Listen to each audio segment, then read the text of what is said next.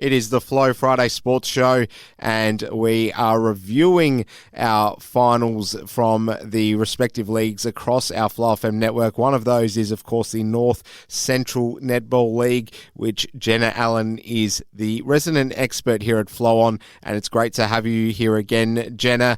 How are you? I'm good, thank you. I don't know whether I'd call myself an expert though, but I'll give you my best. We certainly view it that way. I'm sure the listeners do as well. Jenna, let's talk about Saturday's netball action. The A grade was the centrepiece that everyone was obviously really wanting to get out and see. We'll talk about the other grades as well, but firstly, just bring us in on how the A grade action unfolded. Yeah, I think it was going to always set to be an interesting game between top of the table and undefeated Wedderburn and second place Charlton. No one's really got near Wedderburn all year. I think the closest scoreline has been about 16 goals maybe.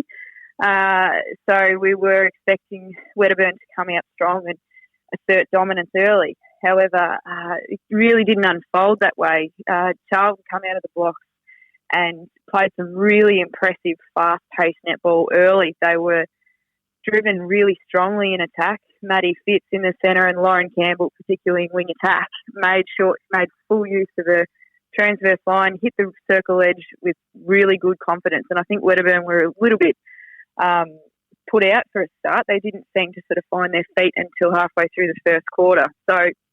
And Chloe Walsh, in goal shooter for Charlton, was terrific. She held great space, shot confidently, and where she did miss on the odd occasion, her rebounding was second to none. So Wedderburn certainly did find their feet. They're very, very fit, very fast, and they trust each other. So where they were able to sort of really release the ball and get going, they definitely converted at every opportunity. But Charlton definitely had a stranglehold on the game right throughout, which made it a really exciting game that I just don't think many of the spectators would have been expecting. So it was great for the competition. The Sea Lake girls was as the third side in, still looking at who their competitor was going to be for the prelim. Sat very nervously watching a very, very nice game of netball. So really good to see from both sides. Eliza Lockhart, goal attack for Wedderburn, was phenomenal, particularly in the last half. Her run and drive and ability to create space out of nowhere was really, really impressive. So, just a terrific game of netball and a really great standard. So the umpires did very well to keep up, very fast pace. But in the end, Wedderburn did go over the line, but Charlton led at each break. But in the final, probably 10 minutes of the game, Meg Lowry just absolutely turned it on with Eliza Lockhart in attack for Wedderburn, and they took full control and were able to get 3 quick turnovers all in a row and brought themselves right back in it and just ran with it in that last 10 minutes. So, but I think for Charlton, really promising signs, and for Sea Lake as well. So Charlton and Sea Lake will meet in the prelim this weekend, and really it's made for a real opening. So anything is possible, I think, whereas potentially we thought it was a huge mountain to climb. Maybe not. There we have it. Do you feel as though the pressure was really on Wedderburn, and it might have shown given how good they were throughout the minor rounds? Yeah, I think a little bit. They just seemed to be a little bit tentative. I think potentially they didn't go in with the same sort of gusto that Charlton had. Charlton are a really young side. Wedderburn are a consistent side that have played together for a really long time.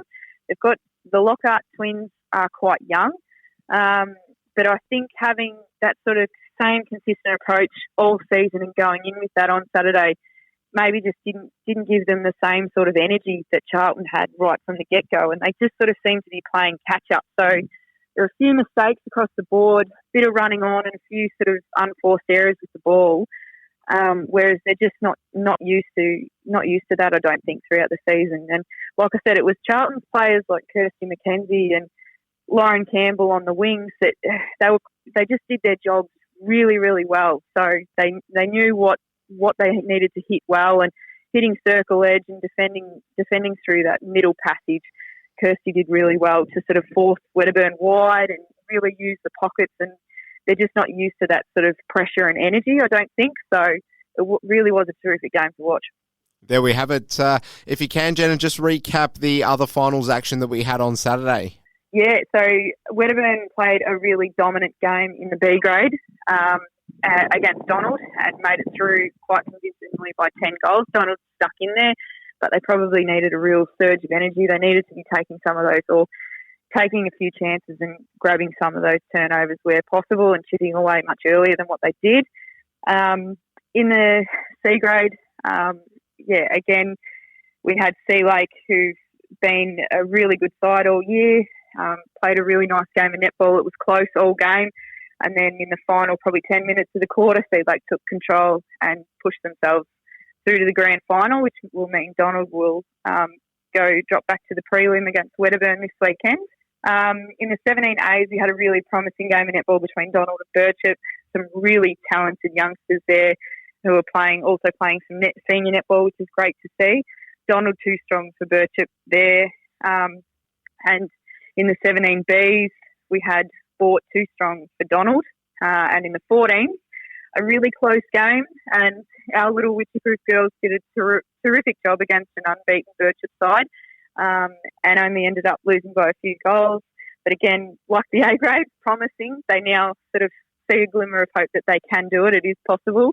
So Witchy will go through to the prelim and Birchip will go through to the grand final. So, yeah, some really good games across the board. Really good netball. Sounds that way, Jenna. We're running a little short on time, so we'll get straight into the previews for this weekend. The prelims, it's all happening. Who gets up in your view?